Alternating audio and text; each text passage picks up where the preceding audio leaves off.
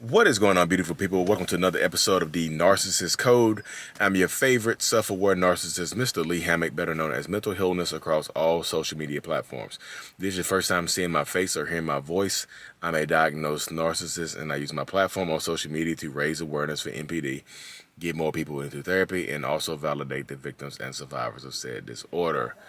So today's episode is going to be about, is there no hope for a narcissist, y'all? No hope for a narcissist. Is there any hope? Does therapy help? Blah, blah, blah, blah. Boop, boop, boop, boop. Beep, beep, beep, beep. You know exactly how it goes, y'all.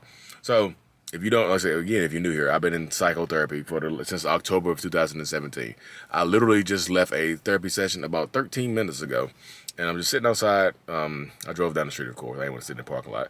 I sit outside just thinking about it. And my therapist, she agrees. I mean, she said I've come a long way since I first sat in that chair, boohoo, crying about being a narcissist and all this other stuff and ruining my life and my relationships and things of that nature. Man, it got me thinking, like, so many people don't have the hope that I have. I have a hope. I don't have a hope for completely healing and getting past narcissistic personality disorder. But so many people don't even give themselves the opportunity to have hope. They just take it off the table. They just think that they're okay. They think that there is nothing wrong with them, or it's easier to blame you. Because most narcissistic people, like myself, I knew that something was going on with me, y'all. I just did. I knew my mind worked differently. I knew that I was, emotionally immature for my age at a lot of different points in my life and things like that. I always knew something was going on, and I've always had a higher than average intellect. So I'm not stupid. I just feel like you have to have some level of intellect to have hope for getting, for dealing with a personality disorder or some super toxic narcissistic traits. A lot of people don't have that, y'all. A lot of people you get into these relationships with are not educated. They're not smart. They're actually below average education. Some of them are below average education and just not smart people. So I know y'all want to hold on to some of these people. There's less hope than somebody that has the actual intellectual capacity to process that there might be something going on with them.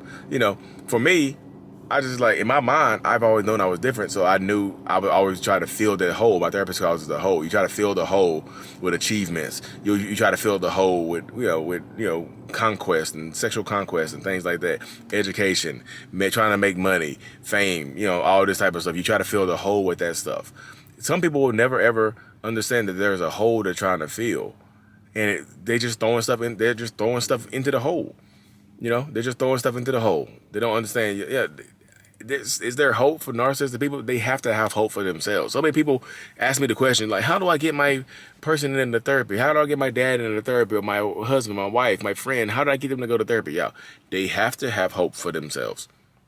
It can be boiled down to as simply as that. They have to have hope for themselves. And, like, I try to give hope for the right people, like the right narcissists, the right toxic people, that therapy can help you live a better, more genuine life. But a lot of people, even people see me trying to do my platform, and people attack me literally every single day for being a narcissist and trying to work on myself. People attack me for being public about it. So who the hell else would want to get into this situation where you're getting publicly attacked every day by, hundreds, thousands of people?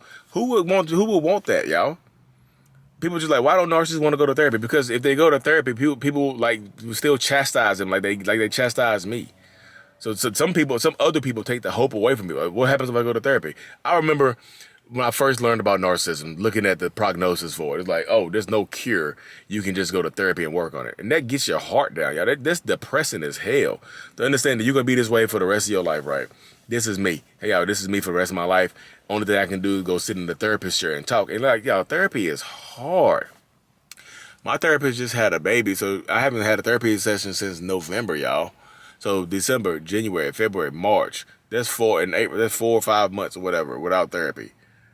Like I said, I told you, I will be in therapy for the rest of my life. For the rest of my existence, I will be sitting in the therapist chair. And I'm fine with that. How many people have hope for themselves that they can go to therapy at least once a month for the rest of their lives? At least go to therapy once every 2 months. Who can do that? Who can make that commitment? Because that's what you have to have. You have to have hope. Don't, like I said, for people who are dealing with narcissists, I don't want to give you hope. I don't want to give you hope to stay in a toxic ass relationship hoping that person will be like me. who is still, in fact, a narcissist. The thoughts still come to me. I still have self-sabotage issues and want to blow my life up because happiness comes and goes. It's fleeting. I'm chasing happiness. The pursuit of happiness is pretty much my life. Who wants to chase that and you may not ever get it? You know what I mean? So many people think self-awareness is the cure. Self-awareness is better. Self-awareness can be a gift and a curse because now I'm aware of it. Now I understand the duality of my thought processes. Now I understand the manipulative nature of my thoughts and, the ego and the arrested development, the trauma. You understand all of that stuff. And not everybody wants to deal with that stuff, y'all. It is literally tough as hell to deal with this stuff. It really is. I tell this to people all the time. It just is, y'all.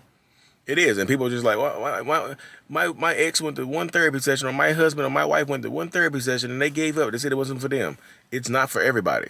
If they go to 1 or 2 therapy sessions and say it's not for them, that means that you either have to accept them for who they are, and what they're going to do, or you have to move on.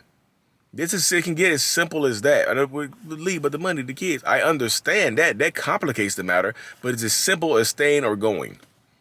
It boils down to that. That's the simplicity of it. I know once you get into the dynamics of it, everybody's dynamic, everybody's situation is going to be different, but the decision is the same. It's not a maybe. It's not a maybe. It's like, do I stay or do I go? Dr. Ramani, her book. I'm reading her book right now. Do I stay or should I stay or should I go? You know what I mean? I'm reading her book right now. It all boils down to that right there. I don't want to give the wrong people hope. Don't use me as a hope or a beacon and send your significant other my videos, because they can use my videos to manipulate you into thinking that you are a damn narcissist. How does that make you feel? That you done confuse yourself sending a manipulator my videos to manipulate you with.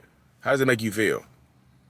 Don't give hope to the wrong. I want to give hope to the right people, the right work ethic. They are not afraid to expose themselves to the world and take some of the brunt and the pushback. Like, shout out Ben Taylor at Raw Motivations. Shout out to Cluster B Milkshake, Sarah over there, Cluster B Milkshake on YouTube, Instagram, everywhere.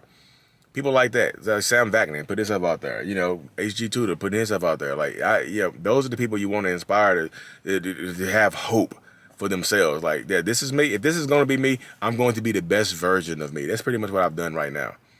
Everybody, therapy. And there's people on TikTok they don't like that. They don't think therapy works.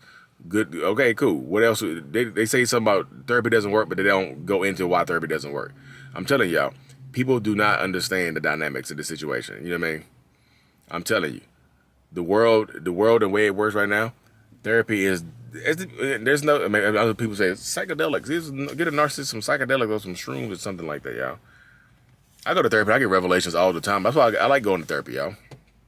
Therapy gives me the revelations that I need to process my thought process and to help more people. It really does. I can sit down. I have the decompress. I'm sitting in my car now decompressing after therapy. Just like, it's a lot to take in. To realize and acknowledge the trauma, realize and acknowledge the anger, realize and acknowledge the rage. You know what I mean? So is there hope for a narcissist? They have to have it for themselves, not you. You can't hope for them. Your hope does nothing for them. Your hope can be a crutch for them. Your hope can literally enable them to treat you worse. Your hope for them, because your hope, if your hope is not backed up, if it's not backing up their own hope, then you're wasting your time. Literally, it's as simple as that. If your hope is not backed up, if they don't have any hope, but you do, you lose. See how that works? If they have hope and you don't, they kind of cancel each other out. But like, if you have hope and they don't have hope for themselves, you lose this situation. You lose this relationship battle, this fight right here. Whatever relationship dynamic they play.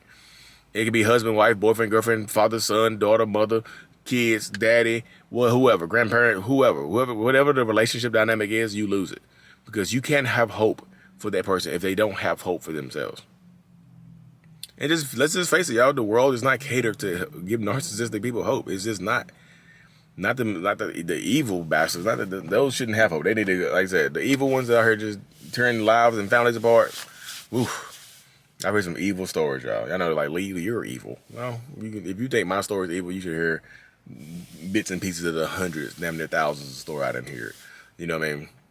It's a process, y'all. It's just like coming down after therapy. It's like a high, then like a low. You know, I feel like I'm in the low right now. Just had a lot to think about. So I'm gonna go in here, sit myself down and think about it, y'all. I know this is not my normal video, but it's like my brain dump after therapy. It's like the residuals after therapy. Like, did I say everything that I wanted to say? Yes. I worked in everything that I've been planning on saying since November. I worked it into this session and got some answers, some good answers. You know? Some good answers. So, in conclusion, don't have hope for people that don't have hope for themselves. You can't hope them into having hope, if that makes sense. Anyways, y'all, let me highlight all of this thing. I really, truly appreciate every single one of y'all. Thank y'all for tuning in. Again, mental illness is out. Peace.